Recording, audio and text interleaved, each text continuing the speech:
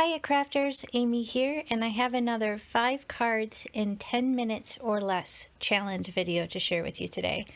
Now these cards are going to be sympathy or thinking of you sort of cards, and I'm showing you the prototype here. This is the design that I came up with, and I'm going to challenge myself to do 5 of them in 10 minutes or less. So I'm using this beautiful pine tree stencil from A Colorful Life Designs. It makes the distinction right because there is more than one of this really cool style in the release. So be sure to check out the rest of the November release. And I have some mini ink pads from Catherine Pooler. This is the Zen Garden collection. And I have Spruce, Skylight, and Stone Blue colors that I'm going to be using. I have this beautiful Sympathy stamp set from Simon Says Stamp. It's called Sympathy Greetings Mix. And if you are interested in any of the products that I'm using today, I will link those in the video description box below. So if you expand and scroll down, you'll find that information there.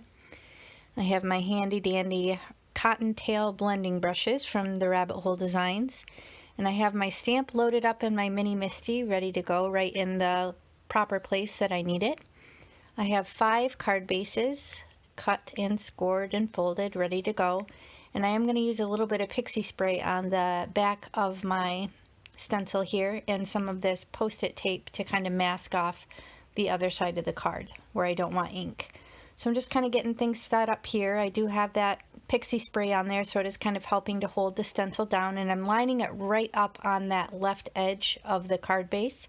And this is 110-pound cardstock. And then I'm just going to use that post-it tape on the other side just to make sure I don't get ink where I don't want it when I'm doing the blending.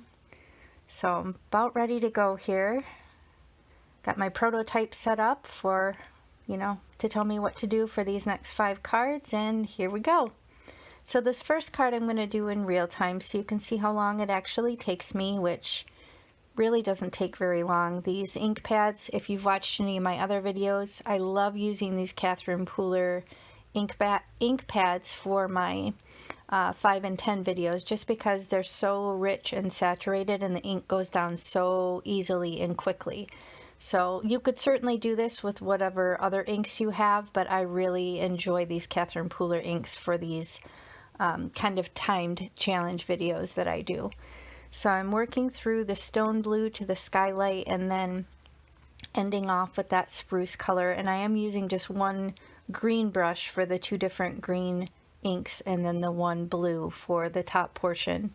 And so you can see I'm not even a minute in and I'm already done ink blending the first card. So it doesn't have to be complicated, guys. I know there are those times where we want to spend a lot of extra time and effort on, our cards, and that's awesome too. But if we need them in a pinch, which sadly often we do with sympathy cards, it's really nice to have those on hand so you don't need to worry about making it if you're grieving or if you're sad or things like that. So sympathy cards are one card I definitely recommend. Just maybe making a little batch and just having some ready to go, just so you don't have to worry about it if you're, struggling at that point, because that's not the time you want to be worrying about trying to make a card.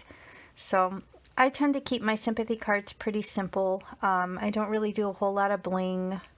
I try and do kind of, more mellow, chill colors and things like that. So, of course, it's entirely up to you. This is just kind of my thought process when I'm making sympathy cards. So I'm using these, cool, calming colors and this beautiful stencil, which honestly you could use this for a hugs card or an encouragement card or a, non-gender specific birthday card. I mean, these tree stencils, anything nature related like that, it's just, they're so handy to have in your crafty stash because you can use them in so many ways. But I'm glad to have these, simple sympathy cards here. And the 5 that I'm making, I'm leaving blank on the inside, just because that way I can kind of customize them further as I need them, or have that extra space inside the card just to kind of write, to the recipient and send my love and things like that. So again, I have it slowed down just to show you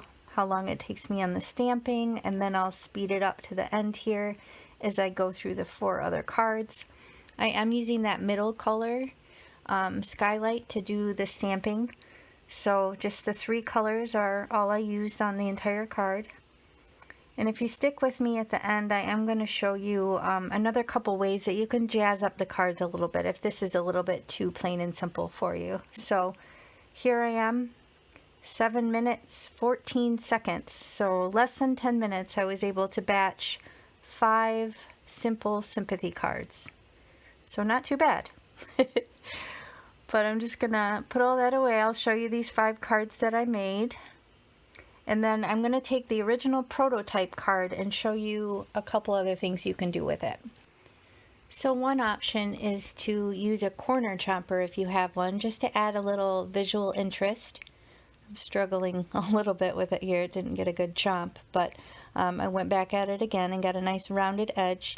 And you could do that, you know, on all 4 corners. I just thought it looked kind of cool with the one corner.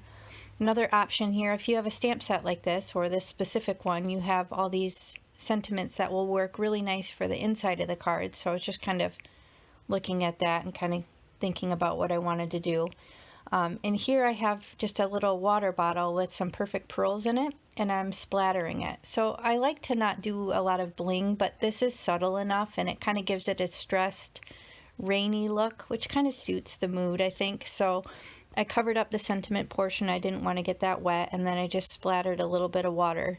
Now this is all directly on the card base, and it isn't watercolor paper, so you don't want to go too crazy with the water, but something like this, just a little bit, it won't harm it at all, and it'll give it that cool distressed look and a little something extra. And then here I did decide to go back and grab one of the little sentiments for the inside of the card. So I'm just going to use my Big Misty here and open up the card, and again use that same Skylight color that I used on the front stamping to just kind of have that continuity on the inside of the card. And again, this is totally optional. You could keep them blank inside so you have ample room for writing, or just so you can customize it more, you know, according to what you need when you need it. So those are just a couple other ways that you can jazz up a card, but otherwise this is a very clean and simple flat, single layer, easy to ship card idea. So will you give this a try? Will you give batching a try, or do you have to have, you know, individual cards all different? Let me know in the comments. I'm curious what your process is. I love learning from you guys too, and I love your comments. So if you did enjoy this video, please hit the thumbs up and consider subscribing to my channel. I will link all the products and information in the video description box below, and don't forget to check out the rest of the November release at A Colorful Life Designs. Lots of beautiful stuff. So thanks again. I'll catch you next time. Bye.